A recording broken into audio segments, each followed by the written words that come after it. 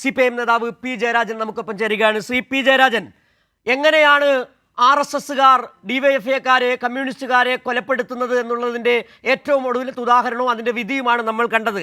ആശയത്തെ ഇല്ലാതാക്കാൻ പ്രവർത്തകരെ കൊലപ്പെടുത്തുക, വർഗീയതയ്ക്കെതിരെ ചോദ്യം ചെയ്യുമ്പോൾ അതിന് പ്രതിരോധം സൃഷ്ടിക്കുമ്പോൾ കൃത്യമായി ആളിനെ ഇല്ലാതാക്കുക എന്നുള്ളത്, അത് 20 വർഷം മുമ്പും അതേ സാഹചര്യം തന്നെയാണ് ഇപ്പോഴും കേരളത്തിൽ RSS രാജ്യത്ത് BJP പുലർത്തിക്കൊണ്ടുവരുന്ന നയം. എങ്ങനെ കാണുന്നു ഈ റിജിത്ത് വധക്കേസിലെ വിധിയെ താങ്കൾ? റിജിത്ത് വധക്കേസിലെ വിധി RSSന്റെ പ്രവർത്തന ശൈലിയെ ഒന്നുകൂടി ബോധ്യപ്പെടുത്തുന്നതാണ്. കാരണം ആരാധനാലയങ്ങളാണ് RSSന്റെ പരിശീലന കേന്ദ്രങ്ങൾ. അപ്പോൾ ഹിന്ദു ആരാധനാലയങ്ങളെ വർഗീയവൽക്കരിക്കാനുള്ള ശ്രമത്തിന്റെ ഭാഗമായി ആണ് ആരാധനാലയങ്ങളെ അവർ ദുരുപയോഗം ചെയ്യുന്നത്. അത് ശാഖാ പരിശീലനം മാത്രമല്ല, ശരിക്കും ആയുധ പരിശീലനമാണ്. ആയുധ പരിശീലനം നടത്തി തങ്ങൾക്ക് താല്പര്യമില്ലാത്ത, തങ്ങൾക്ക് വിരുദ്ധമായ താല്പര്യമുള്ള രാഷ്ട്രീയ ആശയങ്ങളുള്ള പ്രസ്ഥാനങ്ങളെ കായികമായിട്ട് ആക്രമിക്കുക. കേരളത്തെ സംബന്ധിച്ചിടത്തോളം RSSന്റെ മുഖ്യ ലക്ഷ്യം CPM ആയിരുന്നു. കേരളത്തിലുടനീളം 218 സഖാക്കളെയാണ് RSSകാർ കശാപ്പ് ചെയ്തത്. ആ കശാപ്പുകളെ നമ്മുടെ സംസ്ഥാനത്തിലെ മാർക്സിസ്റ്റ് വിരുദ്ധ മാധ്യമങ്ങൾ എങ്ങനെ കൈകാര്യം ചെയ്തു എന്നത് സമകാലീന പ്രശ്നങ്ങളുമായി ബന്ധപ്പെട്ട് തന്നെ നമുക്ക് പരിശോധിക്കാവുന്നതാണ്. 2 കാര്യങ്ങളാണ് ഇവിടെയുള്ളത്. ഒന്ന്, RSS എങ്ങനെയാണ് കേരളീയ സമൂഹത്തിൽ നുഴഞ്ഞു കയറാൻ വർഷങ്ങൾക്ക് മുമ്പേ പരിപാടികൾ ആസൂത്രണം ചെയ്തത് എന്നതാണ് നാം ബോധ്യപ്പെടേണ്ട ഒരു കാര്യം. കാരണം CPM ആണ് തങ്ങളുടെ മുന്നിലുള്ള തടസ്സം എന്ന് തിരിച്ചറിഞ്ഞിട്ടുള്ള RSS CPM കേഡർമാരെ വകവരുത്തുക. അതിന്റെ ഭാഗമായിട്ടാണ് കണ്ണപുരത്ത് റിജിത്ത് അവിടെ ക്ഷേത്ര പരിസരത്ത് RSSന്റെ ശാഖാ പരിശീലനം നടത്തുന്നതിനെ ചോദ്യം ചെയ്തു. ഈ ഒരൊറ്റ കാരണമാണ് റിജിത്തിനെ കൊലപ്പെടുത്താൻ അവരെ സംബന്ധിച്ചിടത്തോളം തീരുമാനിക്കാനിടയായത്. അപ്പൊ ആ നിലക്ക് ഒട്ടേറെ ആക്രമണങ്ങളാണ് കേരളത്തിൽ നടന്നത്. കേരളത്തിലെ എല്ലാ ജില്ലകളിലും, കൃത്യമായി പറഞ്ഞു കഴിഞ്ഞാൽ വയനാട് ഒഴികെയുള്ള 13 ജില്ലകളിലും CPMന്റെ സഖാക്കളെ കൊലപ്പെടുത്തിയിട്ടുണ്ട്. പക്ഷേ ഈ RSSന്റെ ആക്രമണങ്ങളെ വെള്ളപൂശുന്ന സമീപനമാണ് കേരളത്തിലെ വലതുപക്ഷ മാധ്യമങ്ങൾ പൊതുവിൽ സ്വീകരിച്ചത്.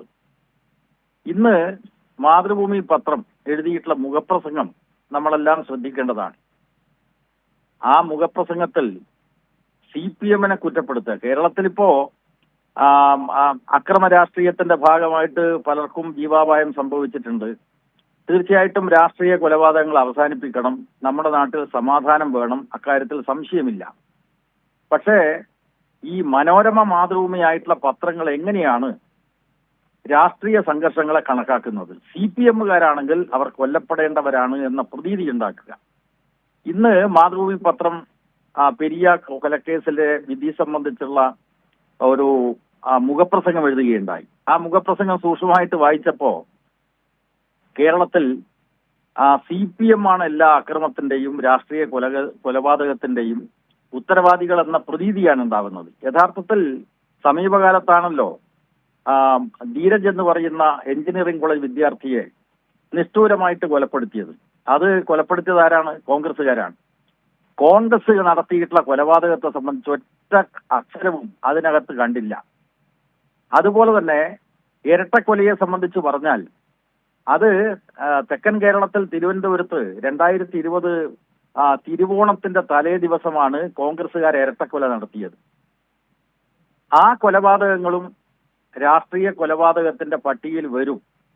അപ്പോൾ സംഘർഷം അവസാനിപ്പിക്കണം എന്ന പത്രങ്ങളുടെ താല്പര്യത്തോട് ഞാൻ യോജിക്കുകയാണ്.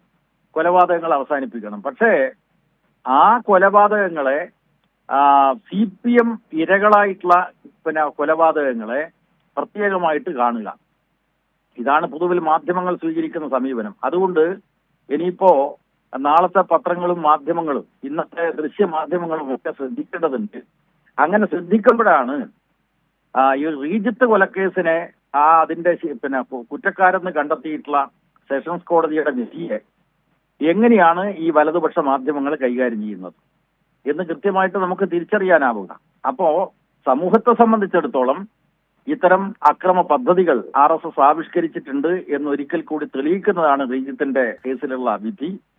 അതോടൊപ്പം നമ്മുടെ നാട്ടിൽ ഇത്തരം അക്രമങ്ങൾ അവസാനിപ്പിക്കണം. അക്കാര്യത്തിൽ CPM പ്രവർത്തകനായിട്ടുള്ള ഞാനും യോജിക്കുകയാണ്. സമാധാനപരമായിട്ടുള്ള അന്തരീക്ഷം ഉണ്ടാവണം.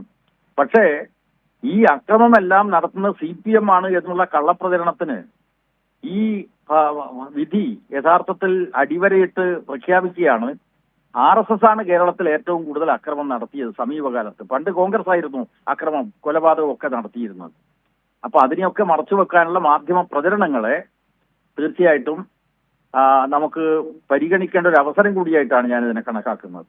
ഈ പി ജയരാജൻ, താങ്കൾ പറഞ്ഞതുപോലെ തന്നെയാണ് 218 ഡിവൈഎഫ്ഐ പ്രവർത്തകരാണ്, CPM പ്രവർത്തകരാണ് RSSന്റെ കൊലക്കത്തിക്കിരയാവുകയും ചെയ്തത്. ഇവിടെ പഴയ ഒരു കൂടുമാറിയ RSS നേതാവ് പറഞ്ഞത് ഗാന്ധിയെക്കുറിച്ച് പറഞ്ഞ പോലെ ഗാന്ധിയെ ചെറുതായൊന്ന് വെടിവെച്ചു കൊന്നു എന്നത് പറഞ്ഞതുപോലെ അതിനെ സാധൂകരിക്കുന്ന തരത്തിൽ മാധ്യമങ്ങൾ എടുക്കുന്ന നിലപാട് താങ്കൾ പറഞ്ഞത് തന്നെയാണ് ശരിയായ കാര്യം. 218 ഡിവൈഎഫ്ഐ പ്രവർത്തകർ കൊല്ലപ്പെടുമ്പോൾ അതൊരു ചെറിയ കാര്യവും ഒരു ഇരട്ട കൊലപാതകം വലിയ കാര്യവുമായി വലിയ കണ്ണീരൊഴുക്ക് നടക്കുന്ന ചെന്ന മാധ്യമങ്ങൾ ഒരു പൊതുബോധം താങ്കൾ പറഞ്ഞതുപോലെ സൃഷ്ടിക്കുകയാണ്. ഇവിടുത്തെ മനോരമയും മാതൃഭൂമി ഉൾപ്പെടുന്ന വലതുപക്ഷ മാധ്യമങ്ങൾ ആ ഡിവൈഎഫ്ഐക്കാർ കമ്മ്യൂണിസ്റ്റുകാർ കൊല്ലപ്പെടേണ്ടവർ തന്നെയാണ്, കാരണം വർഗീയതയ്ക്കെതിരെ നിലപാടെടുക്കുന്നത് ഡിവൈഎഫ്ഐക്കാരാണ്, കമ്മ്യൂണിസ്റ്റുകാരാണ്. അങ്ങനെ ഒരു ബോധം സൃഷ്ടിച്ചെടുക്കുന്നതിൽ ഈ മാധ്യമങ്ങളുടെ പങ്ക് വളരെ വലുത് തന്നെയാണ്. തീർച്ചയായിട്ടും അത് സമകാലീന സംഭവങ്ങൾ പരിശോധിച്ചാലും മാധ്യമങ്ങളുടെ, വലതുപക്ഷ മാധ്യമങ്ങളുടെ തികഞ്ഞ CPM വിരുദ്ധമായിട്ടുള്ള നിലപാട് വ്യക്തമാവുന്നതാണ്. ഇവിടെ ഇന്നത്തെ റിജിത്ത് വധക്കേസിലെ വിധിയോടുകൂടി RSS കേരളത്തിൽ നടത്തിയിട്ടുള്ള ഭീകരമായിട്ടുള്ള അക്രമങ്ങളുടെ, കൊലപാതകങ്ങളുടെ ഒരു ചിത്രമാണ് വെളിക്ക് വരുന്നത്. വളരെ നന്ദി ശ്രീ പി ജയരാജൻ ഈ സാഹചര്യത്തിൽ ഞങ്ങളോട് പ്രതികരിച്ചതിന്.